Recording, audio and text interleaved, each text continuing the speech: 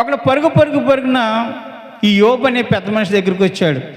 అయ్యా, నేను నీ పనివాడిని, ఆ ఇంటి సమీపాన మేచే ఎద్దులు గాడిదల్ని ఆ శాపదేశం వారు వచ్చి కొన్నిట్లు చంపేశారు, కనబట్టలను తీసుకుపోయారు.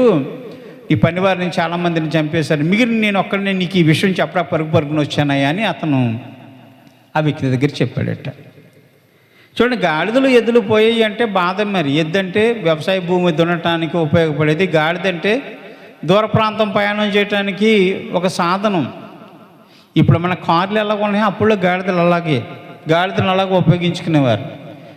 గాడిద పోతే ఒక కారు పోయినట్టే, ఒక బస్సు పోయినట్టే, ఒక మోటార్ సైకిల్ పోయినట్లే అనుకుంటాం కదా, అలాగే వాళ్ళు కూడా అనుకునేవారు. ఎద్దులు ఉన్నాయంటే వ్యవసాయ భూమి అంతా దున్నాలి. ఆ దున్నిన తర్వాత నీరు కట్టి నారు కట్టి దాన్ని పండించి పంట వచ్చిన తర్వాత ఆ పంట శుభ్రంగా వాళ్ళు తిని బ్రతకాలి.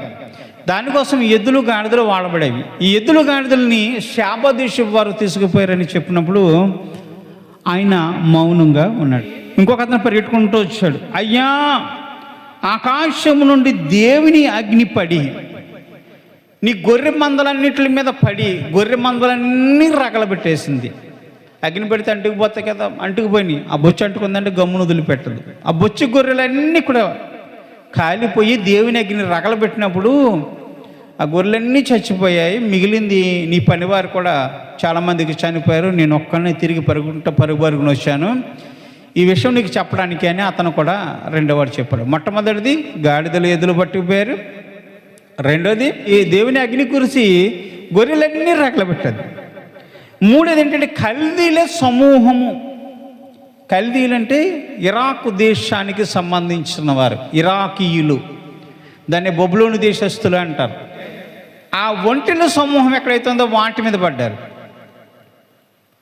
ఈ ఒంటెలన్నీ పట్టుకుపోయి తన పనివారందరినీ చంపేశారు. దాంట్లో ఒకడు తప్పించుకున్నాడు. పరుగున తన యజమానుడి దగ్గరికి వచ్చి, అయ్యా, మరి కల్దీలు వచ్చి నీ ఒంటెల సమూహం అని అంతా తోలుకుపోయారు. దొరికినట్లుగా కత్తి పెట్టి నరికి చంపారు. నీ పనివారిని అందరినీ, నేను ఒక్కడిని మిగిలి వచ్చాను. 3 ఈ దురదృష్టకరమైన వార్తలు 3 మోసుకొచ్చి అతనితో చెప్పాడు.